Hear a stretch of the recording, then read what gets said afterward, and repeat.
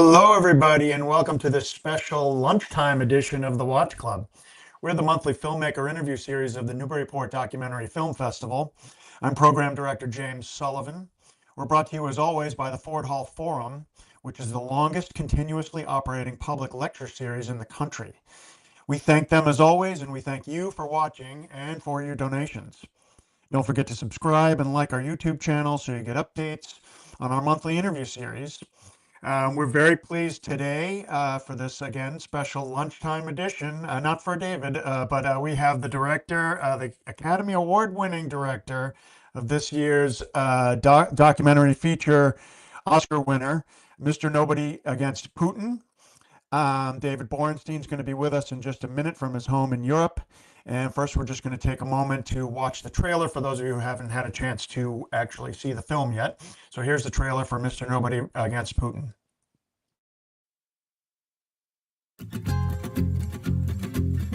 Привет, это я. Я работаю педагогом-организатором в Карабашской общеобразовательной школе номер 1, а также по совместительству школьным видеографом. Передадим большой привет в камеру. Это кабинет, а тут демократия. Или просто создавать пространство для того, чтобы они могли быть детьми. В настоящий момент я еще понятия не имею, сколько неприятностей я создам себе в будущем. Мною принято решение о проведении специальной военной операции.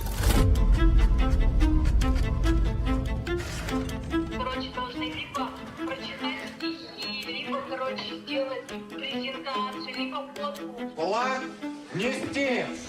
Мне же поручили это все снимать. Я для них, получается, пропагандист. Я люблю свою работу, но не хочу становиться пешкой режима. Ты в тюрьму захотел? Ну что вам Евгения Владимировна будет говорить, она выучит. Живешь в стране, нелегально, паразитируешь, уезжай. Я могу показать миру ту пропасть, в которую мы все катимся. Это идеальное прикрытие. Никогда не застрягивай. Никогда. Потому что если он выходит в голову, вы сломаетесь. Нет, Паш, не обижай людей. А еще вот здесь у меня флаг. Я думаю, то, что ты сделал, может оказаться чем-то очень важным. Войны выигрывают не полководцы, а школьные учителя.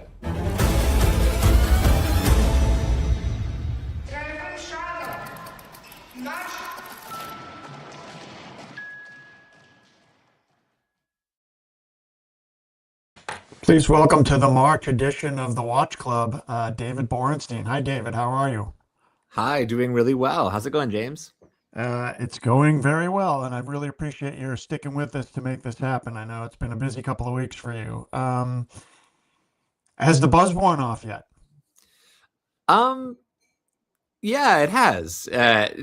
I got back to my home in Copenhagen and immediately had dad duties, like single dadding duties, with well, I have a wife, but she was gone, with two toddlers, like alone dadding duties, and it was I'm like glad you didn't say that.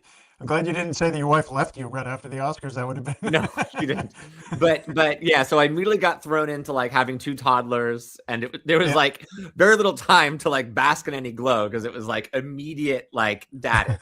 And so that was good. I think it was a psychologically helpful way to get out of the Oscars. I am sure. So, congratulations, big time on the win. Did you like?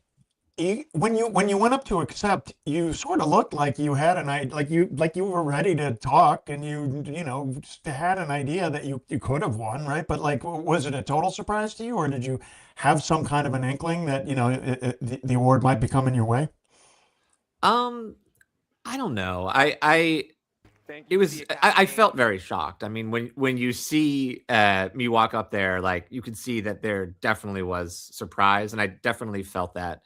And then shortly after we won, and I kind of processed that initial shock, I just started running up to the stage, and you can see there that I started speaking before anybody else got up on the stage. Right. The number one thing I was thinking of was like, oh my God, we cannot get kicked off the stage. Because I had seen 2 other teams get kicked off the stage, and it's so embarrassing. Like for one of the teams, you see the mic right there. They started retracting the mic down into the stage as another one of the teams was speaking. And so I'm just like running up. I'm like, you know what? Like, I'm not going to like hug everyone. I'm just going to run. And so I got up to the stage like 20 seconds before everybody else got up, started speaking. And that 20 seconds was key. I really think that gave this guy a chance to speak without getting kicked off. Because it would have been him that got kicked off too. So that's why I was feeling like I got to run. Oh, I see. Right. So that's right. And what's been Pasha's reaction? I mean, he was pretty like sort of even keel with his speech. He was just making sure he got through it in Russian, right? But what's been like? How has he been feeling in the last couple of weeks since the film won? I think if someone called him tomorrow morning and said, Pavel Talankin, you are now the president of the United States, he would not be surprised at this point. I mean, the journey that he's been on, from being a teacher in this extremely small town in Russia, feeling incredibly trapped, as being kind of a tool of the regime, and kind of like not even understanding how he could ever break out of that, to then becoming a subject in this film, and then becoming a director in this film, and then leaving Russia with the help of the production, then premiering the film, and then campaigning with the film, and now this. I mean, it just for me on the kind of other, within the production, to just kind of witness this transformation has been really, really something.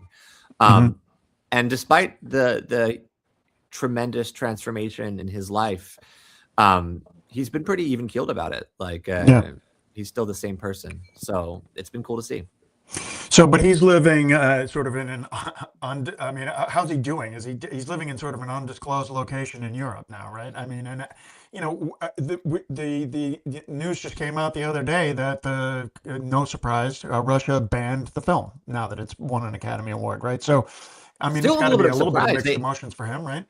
Yeah, I mean, they didn't ban Navalny, they didn't ban Icarus. Like there's not a huge precedent for like banning a single film. So actually, we were a little surprised. We weren't surprised to see Pasha being put on the foreign agent list.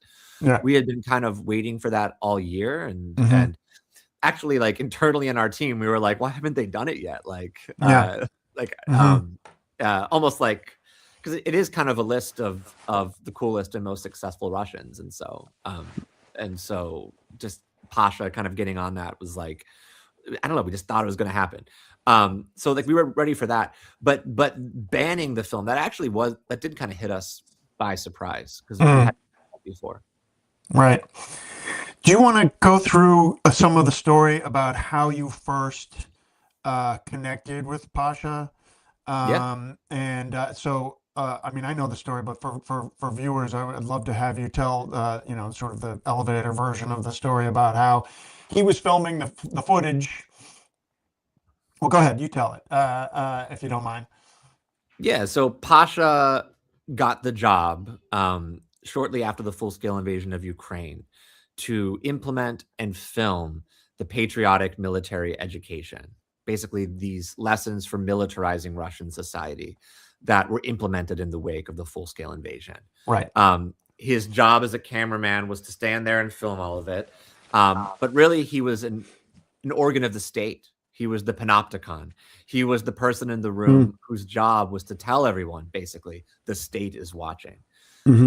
Because his job was to film all of this and then upload it onto some sort of server where allegedly some government bureaucrat would watch it and check off that this school had done its job in implementing all of this stuff. So that was his job. He was feeling very isolated and very guilt-ridden and quite depressed, honestly. Well, and to be clear, he went to that school when he was a kid. He went to the same school that he was now teaching in. Yeah. And Russian culture had opened up to an extent that he felt like when he was growing up, you could speak out to an extent anyway against the government, right? And he's saying now that the Ukraine war has begun, we've suddenly closed up again, right? Yeah, pretty much. I mean, he's a product of the 90s and aughts of Russia, which happened to be one of the more open times in Russian history, and that's what made him who he is, which is a liberal, which is different in many different ways than a lot of Russians. So yeah, that's his positionality. He was in the school. He is that kind of person. But he's having this task of doing this job that he really felt trapped in and felt morally opposed to on so many levels. So he's doing that. At the same time, I'm putting some feelers out into Russia because I had just finished a project there, and I was looking for stories that kind of reflected within Russian society, like what was fueling this full-scale invasion of Ukraine, because the whole world was wondering, how did this happen? We didn't believe that it would actually happen, and then it did. And so I was already kind of working on something in Russia at that point, so I put out some feelers.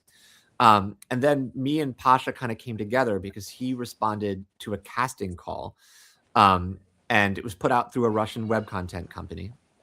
And they were looking for stories about what different workplaces around Russia were doing for the war. And they were looking for like stories about people writing letters to the soldiers. This Russian web content company had nothing to do with me. It was like another casting call. Right. And so they were looking for like these positive stories of like workplaces coming together to support the war. And then Pasha responds to it, and he's like, let me tell you like what my workplace is doing for the war. Like, I've been turned into a propagandist, and I'm like going to be sending these kids off to fight in this war one day. And I'm showing up to work every single day filled with guilt and remorse, and it's terrible. And so he writes this long, kind of ranty, but also passionate letter and just sends it into this random Russian web content company. And then through some twist of fate, someone at that company forwards it to me because I had these feelers out, like looking for stories in Russia. And so Pasha and I connect. We start talking.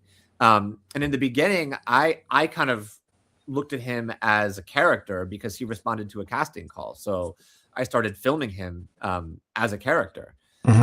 But then shortly after that, I started looking at footage that he was shooting. Like the camera guy that I sent there delivered some of Pasha's footage as well. And I fell in love with Pasha's footage, and we started working more as collaborators than as a director and a subject. Right. When you first were connected to him through the back channels, did you sort of like fall on your knees and go like, oh my God, this is incredible. Like, you know, I've been connected with this guy who's already been shooting stuff and, you know, is you know, doing what he feels like is his job to be a whistleblower.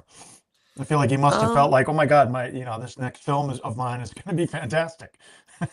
You know, these things are obvious in retrospect, but it wasn't necessarily love at first sight. It took a little while. Like in the beginning, all we knew was we had access to propaganda lessons, right? Like, but of course, like we knew we couldn't make a film that was called like 90 straight minutes of Russian propaganda lessons. Right. We had to find something else. And it took probably like 9 months to figure out what that something else was. And actually the kind of thing that brought this about were these new repressive laws in Russia. So when we first started, this film was more in the gray zone. It wasn't an obviously illegal thing in Russia. In fact, when in the very beginning, it was like, all right, I'll send like a camera guy to go film Pasha. We'll get something out quick and dirty, and he'll just go on with his life, like living in Karabakh. It wasn't until the end of 2022 when they started passing these new laws in Russia, a foreign agent law that banned Pasha working with foreigners, and a treason law that criminalized almost everything about this film, where it became obvious that in order to make this film, Pasha would have to leave Russia. Right. And once we started approaching those conversations, that's when the plot of the film came into sharp focus. Both in terms of the themes and ideas, because around this idea, when we contemplated should Pasha leave in order to make this film? We had all of these conversations, and I had all these thoughts, like, should he really leave those kids that depend on him for the small chance of making a difference? After all, what can a nobody do against someone like Putin? And then also thinking about complicity and resistance. Right. These themes were not just themes in the film. These were questions that we had to grapple with in this story, in the kind of behind the scenes of the film that ultimately became the plot of the film. Right. And then, of course, this decision for him to sacrifice his life in Karabakh became a moment of truth that became part of the plot of the film. Yeah. And so this decision of him to leave, the sacrifice that he made, both provided plot and a lot of things to think about that became themes. And for those of you watching this interview who haven't actually seen the film yet, it gets pretty emotional. I mean, he knows he's leaving, and he's leaving the hometown that he grew up in and has been teaching in, and it's kind of heart-wrenching for him to know that he's not going to be able to go back. How's his mom doing? His mom is still the librarian at the school. Right. So she's there, she's teaching. Pasha told me that the day after the Oscars, she brought a cake into the school. And celebrated with those who were willing to celebrate with her, right? She didn't say what it was for. Right, exactly. I'm going to take a minute to say that those of you who are watching live, if you want to pose a question, we do have a question from a viewer that I'm going to ask David in a second. But if you'd like to pose another question for David, just go ahead and put it in the chat, and we will. I'll reiterate it for you. Sharon asks. Sharon's an educator. It was fascinating to see how kids are just really kids anywhere in the world. Was there anything that surprised you about the footage? I think that the footage, it's in the trailer. The sort of horrified or like stunned looks on the kids' faces is hard to watch sometimes. Yeah, I would say one thing that really surprised me about the footage. There's a lot, but I'll tell you. So I'll tell you like an experience that I had. So my role was to just watch footage every single day, and I got new clips almost every single day. And so my positionality on this film was almost bizarre. I was this American guy sitting in an office in Copenhagen, watching people at Karabakh, like every day, just watching the school, like watching what was happening there. But because I watched almost every single day, I kind of I was part of the slow changes. I was there when the propaganda lessons and this kind of authoritarian push first started in the school. And as everybody was laughing at it, I was laughing at it too.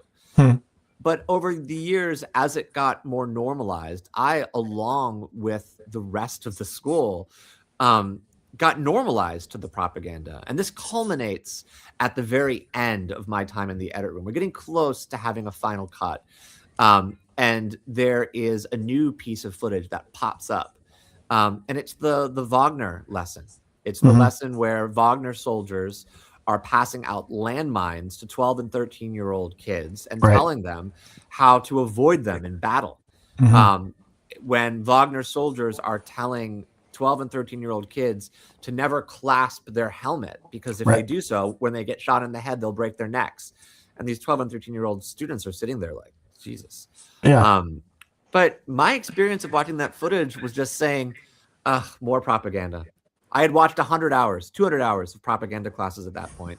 And I had become so normalized to it that I did not see this escalation in the Wagner footage. Nothing that crazy had ever come to me. But I had become so numb and so inured to just watching so many propaganda classes that I didn't realize how crazy that was when I first saw it. And it was a reminder, anything can become normalized extremely quickly. Especially if you're living it every day. And I think one of the big takeaways that I take from this is how quickly you can lose an institution. Sure. I mean, in the span of just 2 years, 3 years, that institution had been completely warped. It was chipped away at, and what started off as being objects of laughter and derision, these propaganda classes, came to completely redefine the way people were thinking. And not funny anymore, right? Yeah. Right. So I was going to, we have another question from a viewer who kind of dovetails with the next thing I was going to ask you, which is that you spent 10 or so years living in China, right? Yeah, I And did. so, another, sort of culture shock situation for a guy from Florida. Um, this is kind of a broad question, but Jim asks, how can we watch out for this propaganda elsewhere, which is kind of what you were getting at in your very short but succinct acceptance speech, right? Yeah, I think the question is not necessarily watching out. Like, we know it's happening, right? Right. Like we can see that this is happening. This is it's heartening to me in a way that when we brought this film to America after a long time touring in Europe, it was immediately embraced by American audiences as a warning for what's happening in America. Yep.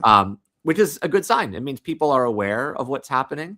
I'm from Florida. Almost every teacher friend that I have, a relative that's a teacher, is aware that similar trends are happening there. I don't know one teacher that watches this film and doesn't come away saying there are similarities. There are things in common between that and what's happening here.